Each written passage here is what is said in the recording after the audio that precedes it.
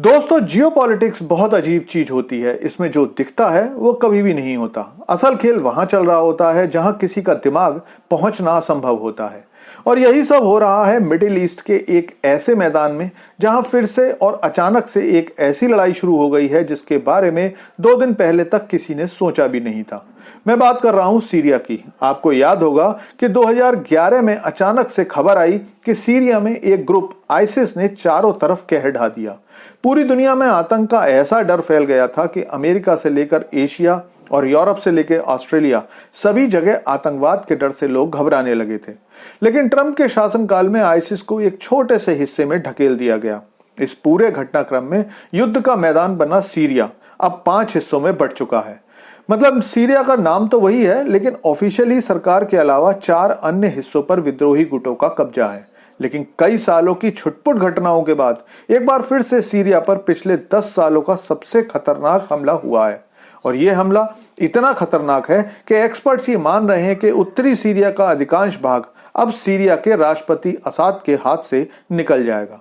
लेकिन इस खेल में केवल कुछ विद्रोही और असद सरकार के ही इन्वॉल्व नहीं है, बल्कि इस मैदान में असलियत में लड़ाई हो रही है अमेरिका, इजराइल, तुर्की और रूस और साथ में ईरान की। और वो कैसे, तो चलिए आपको विस्तार से आसान शब्दों में बताता हूं। लेकिन आपसे रिक्वेस्ट है कि चैनल को सब्सक्राइब कर लीजिए, क्योंकि यहां आपको डिफेंस, फाइनेंस और फॉरेन पॉलिसी पर वीडियोस रोज मिलते हैं। तो दोस्तों, इस वीडियो को देखिए। ये तस्वीरें याद दिलाती हैं इराक की, अफगानिस्तान की, लीबिया की, जहां पर उन्मादी लोगों ने देशों की ऐतिहासिक धरोहरों को तो बर्बाद किया ही, साथ ही नेताओं की मूर्तियों को भी पैरों तले रौंदा था। और आज ऐसी ही तस्वीरें आ रही हैं सीरिया के सबसे पुराने शहरों में से एक अलेप्पो से। अलेप्पो दुनिया के सबसे बड़े वाणिज्यिक केंद्रों में से एक था। 2012 में जब हिंसा शुरू हुई तो इसमें लगभग 23 लाख लोग रहते थे। विद्रोहियों द्वारा हमला करने के बाद लोगों ने यहां से भागना शुरू किया, लेकिन विद्रोहियों ने अलेप्पो के पूर्वी हिस्से पर कब्जा बना लिया।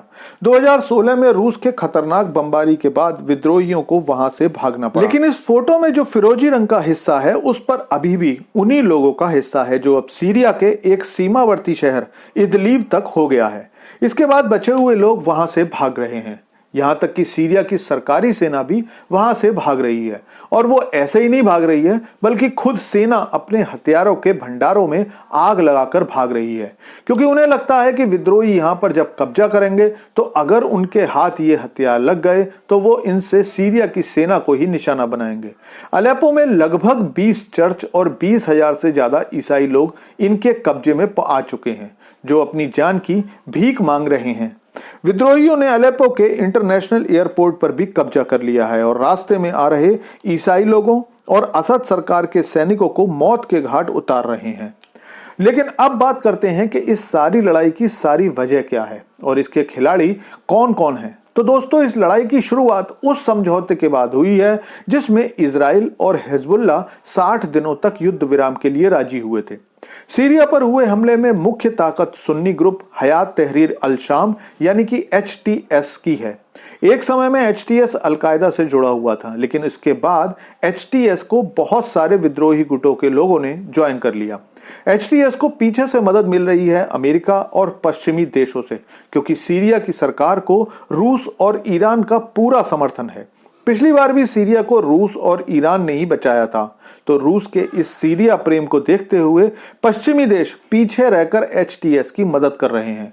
अब तक अमेरिका, यूक्रेन और इजराइल के विवाद में व्यस्त था, लेकिन अब सीज फायर होने के बाद अमेरिका रूस को यूक्रेन और सीरिया की लड़ाइयों में फांस रखना चाहता है, क्योंकि बाइडेन प्रशासन के लिए रूस नंबर 1 दुश्मन है, चीन नहीं। इस सारी लड़ाई में तुर्की के राष्ट्रपति अर्दोगान ने भी अपनी सेना भेज दी है, क्योंकि लाइट ब्लू कलर का जो एरिया है वहां तुर्की समर्थित मिलिशिया का कब्जा है, जो कि पीले रंग में दिखाए गए कुर्द कब्जे वाले हिस्से पर अधिकार बढ़ाना चाहते हैं, जिसे सालों पहले अमेरिका और पश्चिमी देशों ने कुर्दिस्तान एक अलग देश बनाने का वादा किया था। रूस ने हालांकि फिर से हवाई हमले शुरू कर दिए हैं, लेकिन HTS लगातार आगे बढ़ता जा रहा है और सीरिया की असद सरकार उनके खिलाफ बहुत ही कमजोर नजर आ रही है।